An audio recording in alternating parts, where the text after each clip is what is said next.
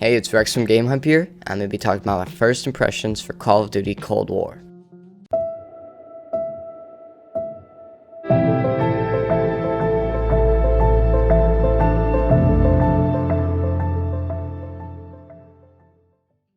In 4 days, the COD early beta on PC is released.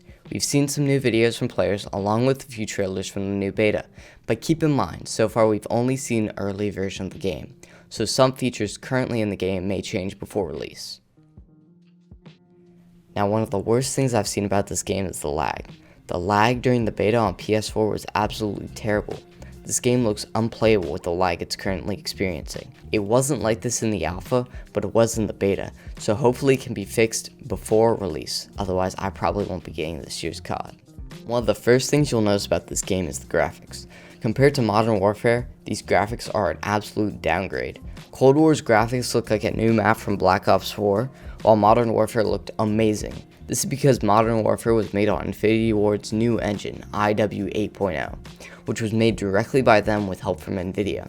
However, Cold War used a heavily altered version of the Black Ops 4 engine. Same engine. Now, a lot of people like the sound design of Modern Warfare.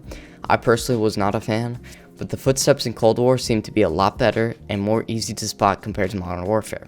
The gun sounds are lacking a bit and sound like they have no real impact, but what makes it really bad is that they base boosted all the guns in beta, so now it sounds absolutely horrendous.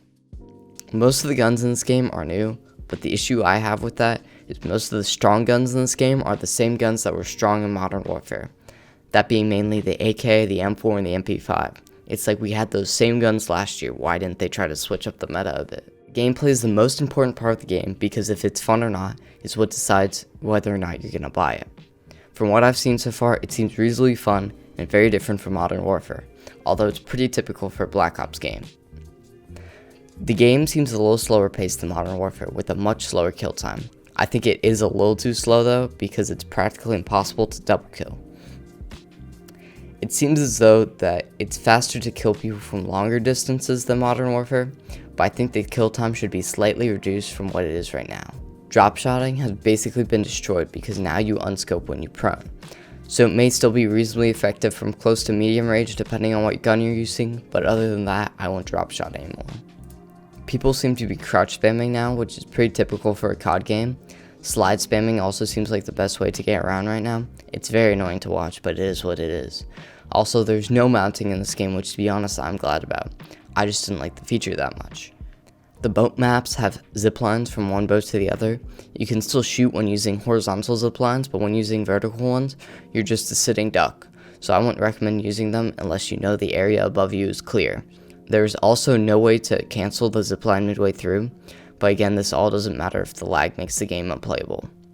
The maps in this game look good and original compared to Modern Warfare, whose best maps came from previous games. So first off, we have Crossroads, a slow-paced snow-filled forest in Uzbekistan.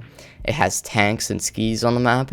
Now, I'm not a big fan of tanks, I never was. That always felt like more of a battlefield thing to me. However, it seems like a decent map. Now next is Miami. This is my personal favorite. It's a fast-paced, colorful map that looks like a lot of fun. Its nightlife environment really sets the tone for how the map plays. Next is Satellite, which also seems like another fast-paced map set in the Angola desert. Now next is Moscow, which is set on a Russian military base. It's a medium-paced map, and it looks pretty fun. And the last is a brand new map to the beta called Cartel, and it's set in Nicaragua military compound. Now, a lot of the vertical movement we saw in Modern Warfare has been taken out of this game.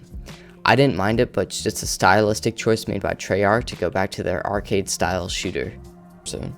Now, Warzone is supposed to have their map updated to set the tone for Cold War. I'm not exactly sure what this means for Warzone, but I'm very excited to see. Now, if Cold War added a new battle royale, I would for sure get Cold War. But is there a point in getting Cold War if Warzone's still going to be the meta battle royale, and you don't even need to buy Cold War to use it? Well, we're going to find out and see what Treyarch does. If you guys stayed this long, thank you for watching. Subscribe, turn on notifications, like the video, and I'll see you next time.